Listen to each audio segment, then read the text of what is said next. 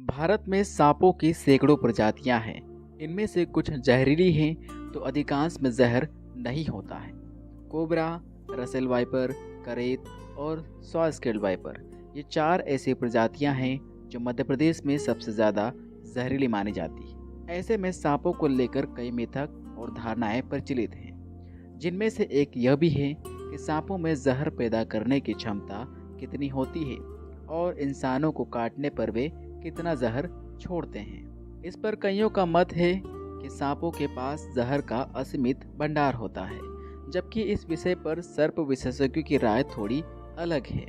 मध्य प्रदेश के खरगोन निवासी snake expert Mahadev Patel ने लोकल 18 को बताया है कि सांपों की विभिन्न प्रजातियां दिन भर में अलग अलग मात्रा में जहर पैदा करती है। सांपों का जहर उनकी विष ग्रंथियों में निर्मित होता है और यह एक जटिल मिश्रण होता है जिसमें प्रोटीन, एंजाइम और टॉक्सिन जैसे तत्व शामिल होते हैं। हम अपने मध्य प्रदेश के बारे में बात करें तो मध्य प्रदेश में आमतौर पर 4 से 5 प्रजाति के सांप जहरीले हैं जो आसानी से मिल भी जाते हैं। इसमें कोबरा, करेत, सॉ-स्केल्ड वाइपर और रसेल वाइपर आम हैं जो जनरली हमारे आसपास मिल जाते हैं। तो इसमें हम अगर कोबरा की बात करें तो कोबरा जो है एक दिन में लगभग 100 से 200 मिलीग्राम तक का जहर उत्पादन कर सकता है। और रसेल वाइपर की बात करें तो वो लगभग 50 से 100 मिलीग्राम के आसपास जहर का उत्पादन कर सकता है।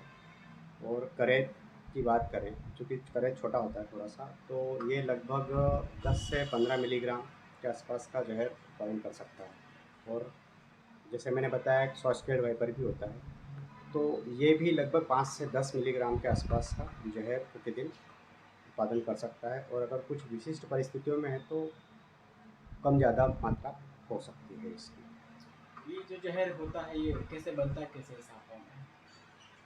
देखिए, सांप का जो जहर है ये उसकी विष ग्रंथियों में बनता है। और सांप का जो जहर है वो एक हाई प्रोटीन होता है जिसमें कुछ एंजाइम्स और यूँ कह सकते हैं कि टॉक्सिक्स वगैरह शामिल होते हैं।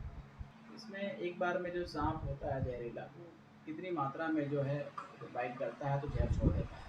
देखिए, यहाँ पर उसकी कंडीशंस के हिसाब से भी सांप जो है वो जहर छोड़ता है। डिपेंड करता है कि सांप की प्रजाति कौन सी है, सांप कितने गुस्से में है, नॉर्मल कंडीशंस में है, किसी ने सांप को छेड़ा है ना, तो वो उस परिस्थिति के हिसाब से ही जहर छोड़ता है। जैसे अगर कोबरा बाइट कर रहा है तो लगभग 5 से लेकर 25-30 मिलीग्राम तक जहर वो एक बाइट में छोड़ सकता है। जैसे मैंने बताया, डिपेंड करता है उसकी कंडीशन क्या थी।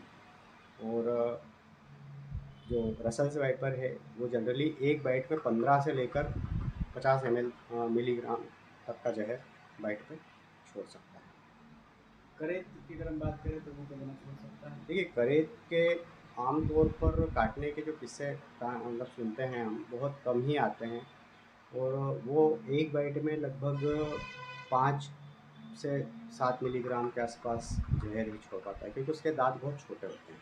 और वो अपने शिकार को, ज़्यादातर ये निशाचरी सांप है, रात में एक्टिव होता है। और जब भी किसी के भी संपर्क में आता है तो ये बहुत कम मात्रा में ही जहर छोड़ता है और इसका जहर बहुत ज़्यादा पावरफुल होता है, इसलिए उसको कम मात्रा में उसका काम हो जाता है। महादेव पटेल ने हमें यह भी बताया है कि सांपों के जहर की मात्रा और प्रभाव उनकी प्रजाति और परिस्थितियों पर निर्भर करता है। किसी भी सर्पदंश के काटने की स्थिति में तुरंत नज़दीकी चिकित्सा सहायता प्राप्त करना ही आवश्यक होता है। लोकल 18 के लिए खरगोन से दीपक पांडे की रिपोर्ट।